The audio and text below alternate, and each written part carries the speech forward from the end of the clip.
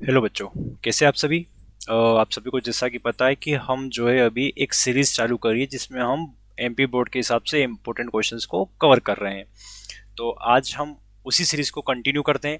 इससे पहले मैंने ज्योग्राफी का फर्स्ट चैप्टर डाला था, है ना, जो कि आपने कवर कर लिया होगा। आज जो है हम पूरी ज्योग्राफी कवर करने वाले हैं और सिर्फ 20 क्वेश्चंस में लाया हूँ, जिसको आप पढ़ते हो और इसके अलावा जो मैंने फर्स्ट चैप्टर अपलोड किया था उसको आप देखते हो तो ऑलमोस्ट ज्योग्राफी के हम ठीक ठाक नंबर लाने की कंडीशंस में आ जाएंगे। तो हम बढ़ते हैं हमारे फर्स्ट क्वेश्चन की ओर, जो कि चैप्टर है जिसमें चैप्टर का नाम है वाटर रिसोर्स। और वाटर रिसोर्स आप सभी को पता है इस साल से ही इसमें से क्वेश्चन आएंगे। इससे पहले 1 नंबर में आया करता था, इस साल से गवर्नमेंट ने उसको रूल बदल कर एमपी बोर्ड वालों ने 2 नंबर में कन्वर्ट कर दिया है। तो हमें कुछ क्वेश्चन देख लेने हैं इंपॉर्टेंट जो रहता है, जैसे कि वाटर स्कैरसिटी क्या होता है ना। वाटर स्कैरसिटी मतलब पानी की जो कमी खासकर शहरों में हमें देखने को मिलती है। तो स्कैरसिटी का मतलब होता है बेटा कमी होना, शरीर में नहीं, पीने के पानी की कमी। तो वो आपको ध्यान रखना है। Water scarcity means shortage of usable and safe water due to over use या पोल्यूशन या लो रेनफॉल किसी भी कारण से, तो उसको हम वाटर स्कैरसिटी कहते हैं। ये एक क्वेश्चन आपको कवर कर लेना है। सेकंड क्वेश्चन की हम बात करें तो रेन वाटर हार्वेस्टिंग क्या होता है। रेन वाटर हार्वेस्टिंग हम सभी को पता है कि जो बारिश का पानी होता है ना, उसको जो है आपको कलेक्ट कर लेना है। उसको कलेक्ट कर कर किसी एक जगह पर बचा के रख लेना है, उसी को रेन वाटर हार्वेस्टिंग बोलते हैं। अब उस रेन वाटर हार्वेस्टिंग के क्या फायदे होते हैं। It increases ground water level, याद कर लेना है ना। और भी जो है इसके आप बेनिफिट याद कर लेना। उसके बाद अगला क्वेश्चन है हमारा, what are multipurpose river valley. Multipurpose river valley जो होती है, देखो नाम से क्लियर है, मल्टीपर्पज जिसके बहुत सारे उद्देश्य हो। तो इसमें क्या है, डैम का निर्माण करना था। डैम सभी को पता है ना, हम नदियों में बनाते हैं पानी को रोकने के लिए। तो डैम निर्माण करना, डैम को बनाना और फिर उस पानी से सिंचाई यानी इरिगेशन के लिए, इलेक्ट्रिसिटी बनाने के लिए, फ्लड कंट्रोल यानी कि बाढ़ को रोकने के लिए, कंट्रोल करने के लिए, ड्रिंकिंग वाटर के लिए या फिशिंग के लिए, मछली के लिए, ये सब चीज़ों के लिए जो होता है मल्टीपर्पज रिवर वैली प्रोजेक्ट लाया गया था जिसमें डैम्स को बनाना था। तो ये कुछ इंपॉर्टेंट क्वेश्चन इस चैप्टर से बनते हैं जो अगर आप कवर करते हो तो मोस्ट प्रोबेबली इसमें से कोई क्वेश्चन बैठ जाना है। फिर हम बात करें हमारे सेकेंड चैप्टर की, तो वो है forest and wild life. Important chapter है और सबसे इंपॉर्टेंट क्वेश्चन इसमें बायोडाइवर्सिटी। अब बायोडाइवर्सिटी, बायो का मतलब होता है बेटा जीव, और जीव और डाइवर्सिटी का मतलब होता है बहुत सारे, अनेकता, विविधता, अनेक यानी बहुत प्रकार के। हमें पता है इस पृथ्वी पर हम अकेले जीव नहीं है, बहुत सारे जीव मिलकर हम इस पृथ्वी का निर्माण करते हैं। तो उसी को बायोडाइवर्सिटी कहते हैं। देखो इसमें प्लांट्स आ जाते हैं, एनिमल्स आ जाते हैं और माइक्रो ऑर्गेनिजम्स भी इसमें आ जाते हैं। तो उसी को बायोडाइवर्सिटी कहते हैं। ये क्वेश्चन आपको कवर करना रहेगा। हम हमारे अगले क्वेश्चन की ओर बढ़े तो वो है two causes of forest depletion. जंगलों की कटाई है ना, फॉरेस्ट डिप्लेशन क्यों हो पा रहा है। तो एक्सपेंशन ऑफ एग्रीकल्चर, एग्रीकल्चर बढ़ाने के लिए, माइनिंग करने के लिए या इंडस्ट्रियल डेवलपमेंट के लिए जो है जंगलों की कटाई होती जा रही है, उनको नुकसान पहुंचता जा रहा है। तो ये आप याद कर लेना। फिर हम अगले क्वेश्चन की बात करें तो प्रोजेक्ट टाइगर 1973 में गवर्नमेंट ने चालू करा था प्रोजेक्ट टाइगर, क्योंकि टाइगर्स को बचाना था, है ना। हमें पता है कि टाइगर की जनसंख्या 55,000 से घटकर बहुत कम हो चुकी थी, लगभग 2,000 हो चुकी थी। ऐसी कंडीशंस में जो है गवर्नमेंट ने ये प्रोग्राम लॉन्च करा था। इंपॉर्टेंट है ये कर लेना। इसके अलावा मैं बात करूँ तो इसमें एक और इम्पोर्टेंट कह सकते हैं कि क्वेश्चन है, वो है टाइप्स ऑफ फॉरेस्ट। वो मिसिंग है यहाँ पर बेटा, है ना, टाइप्स ऑफ फॉरेस्ट। तो आप जो टाइप्स ऑफ फॉरेस्ट कवर कर लेना, जैसे कि उसमें ए जो रहेगा वो रहेगा रिजर्व्ड फॉरेस्ट, रिजर्व्ड। बी जो रहेगा प्रोटेक्टेड फॉरेस्ट, और सी जो रहेगा वो रहेगा अनक्लास्ड। ये क्वेश्चंस भी आपको कवर कर लेना, ये इसमें मिसिंग है, ये इंपॉर्टेंट क्वेश्चन आपको कवर करना रहेगा। उसके बाद हम बात करें हमारे अगले चैप्टर की ओर, तो जो कि है एग्रीकल्चर। बहुत इंपॉर्टेंट चैप्टर है, 2 नंबर के हिसाब से, 3 नंबर के हिसाब से स्पेशली। और वहीं हमारा जो पहला ही क्वेश्चन इसमें बनता है वो है why is agriculture important for India. सीधी सी बात है, इंडिया की बात हो रही है और एग्रीकल्चर इंपॉर्टेंट ना हो, ऐसा हो नहीं सकता, क्योंकि इट और हमारे देश में लगभग 55 यानी 55% से ज़्यादा लोग जो है आज भी खेती से जुड़े हुए हैं। आपको ये ध्यान रखना है। इट प्रोवाइड एम्प्लॉयमेंट, बहुत सारे लोग खेती से जुड़े हुए हैं, तो रोजगार की बात हो रही है, नौकरी उसी में करते हैं लोग। फूड यानी खाना मिलता है हमें खेत से। रॉ मटेरियल टू इंडस्ट्रीज, है ना, बहुत सारे उद्योग जो है वो एग्रो बेस्ड जिसको इंडस्ट्री हम बोलते हैं, तो वो सब खेती पे जुड़ी हुई है। जैसे कि बात करते हैं हम सोयाबीन की, तो सोयाबीन तो हमें खेत से मिलता है, तब जाके सोया तेल बन पाएगा। है ना। तो बहुत सारी इंडस्ट्री है जो खेत पे जुड़ी हुई है कच्चे सामान के लिए, रॉ मटेरियल के लिए, तो आपको जो ये क्वेश्चन इंपॉर्टेंट रहेगा। फिर अगले क्वेश्चन की हम बात करें तो वो है सब्सिस्टेंस फार्मिंग क्या होता है। देखो फार्मिंग का मतलब होता है खेती, ऐसी खेती जो सिर्फ परिवार चलाने के लिए की जाती हो, जिसकी फसल हमें नहीं बेचनी है, हमें पैसा नहीं कमाना, हमें प्रॉफिट मैक्सिमाइजेशन की बात ही नहीं करनी है, हमें सिर्फ हमारा घर चलाना है। तो अगर ऐसी हम खेती कर रहे हैं जिससे हमारा घर चले सिर्फ, तो ऐसी खेती को हम सब्सिस्टेंस फार्मिंग कहते हैं। देखो farming is done mainly for self use, not for sale. तो आपको ये क्वेश्चन ध्यान में रखना। अगले क्वेश्चन की हम बात करें, what is commercial farming.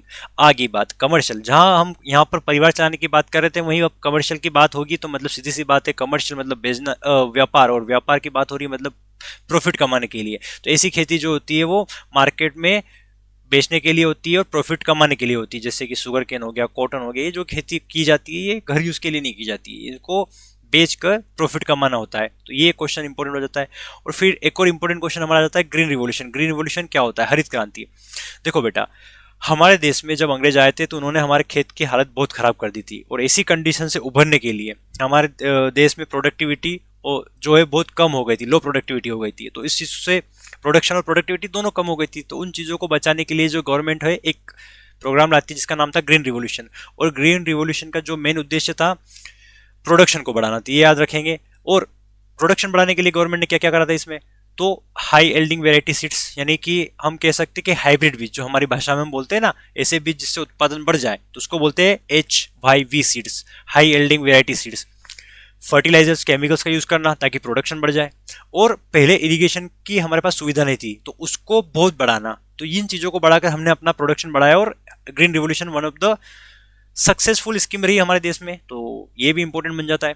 Then हम अपने नेक्स्ट क्वेश्चन की बात करें तो name two major rice producing state which is West Bengal and Uttar Pradesh, याद कर लेना है, फैक्ट है। इसके अलावा हम एग्रीकल्चर की बात करें तो बेटा इसमें ना एक जैसे क्वेश्चन आता है, जूट को हम जो है सुनहरा रेशा यानी गोल्डन फाइबर क्यों कहते हैं, तो वो याद कर सकते हो आप। फिर उसके हम बात करें तो मिलेट्स के नाम कोई भी याद कर लेना है ना, सीरियल्स के नाम याद कर लेना। उसके अलावा कुछ एग्जांपल्स एग्रीकल्चर से रिलेटेड हो वो याद कर लेना, जैसे हॉर्टिकल्चर क्या होता है आप याद कर सकते हो चाहो तो। और उसके अलावा हम बात करें तो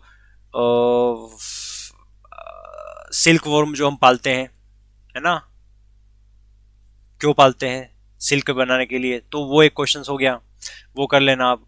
तो ये कुछ चैप्टर के कुछ इंपॉर्टेंट क्वेश्चन है, इसके अलावा अगर चाहो तो कर लेना। उसके बाद हम बात करें हमारे नेक्स्ट क्वेश्चन की, वो है मैन्युफैक्चरिंग इंडस्ट्रीज। अब मैन्युफैक्चरिंग इंडस्ट्रीज, मैन्युफैक्चरिंग का मतलब होता है बेटा यहाँ पर बात हो रही है प्रोडक्शन की, उत्पादन की, और वो होती है इंडस्ट्रियों में। तो वो क्यों इंपॉर्टेंट है, what is manufacturing, converting raw material into finished good is in industries. वही इंडस्ट्री होता है। देखो रॉ मटेरियल मतलब कच्चा माल, जैसे कि मैंने बोला था आपको सोयाबीन, भाई किसान ने सोयाबीन उगा है, अब वो सोयाबीन सीधे तो हम यूज करेंगे नहीं, उसको हमने मान लो मंडी में बेचा, और मंडी से किसी फैक्ट्री वालों ने खरीदा, और फैक्ट्री से अब उसकी प्रोसेसिंग हुई। प्रोसेसिंग का मतलब है ऑयल निकालना, एक्सट्रैक्शन ऑफ ऑयल, और ऑयल बनाकर रेडी कर दिया मार्केट में बेचने के लिए फॉर सेल। तो जब इतना सा प्रोसेस हुई थी, ये जो थी वो थी प्रोसेस, सॉरी ये जो थी वो थी प्रोसेसिंग फैक्ट्री के अंदर, और ये हो गया फाइनल गुड रेडी। तो फिनिश्ड गुड का मतलब होता है बिल्कुल इस्तेमाल करने के लिए जो रेडी है, और रॉ मटेरियल का मतलब भी तो कच्चा ही है। तो जब रॉ मटेरियल को फिनिश्ड गुड में कन्वर्ट किया जाता है तो उसी को तो इंडस्ट्री बोलते हैं, इंडस्ट्री में तो ये चीज होती है। तो ये क्वेश्चन हमें कर लेना है। देन उसके हम बात करें तो 13 क्वेश्चन हमारा है वो है मैन्युफैक्चरिंग इंडस्ट्री से क्या इंपॉर्टेंस है। तो इट प्रोवाइड एम्प्लॉयमेंट, सीधी सी बात है बेटा, जितनी ज़्यादा इंडस्ट्रियाँ होगी उतने सारी नौकरियाँ निकलेगी, जितनी नौकरी निकलेगी उतने ज़्यादा लोगों को रोजगार मिलेगा। फिर दूसरा इंक्रीजेस नेशनल इनकम, अब हम सामान को बेचेंगे, पैसे आएंगे, पैसे आएंगे तो हमारी नेशनल इनकम बढ़ेगी। तो ये दो इंपॉर्टेंस हम जो है याद कर लेंगे। उसके बाद हम बात करें हमारे नेक्स्ट क्वेश्चन की, तो वो है हमारा name two problems of cotton textile industries. याद रहे प्रॉब्लम्स क्या है।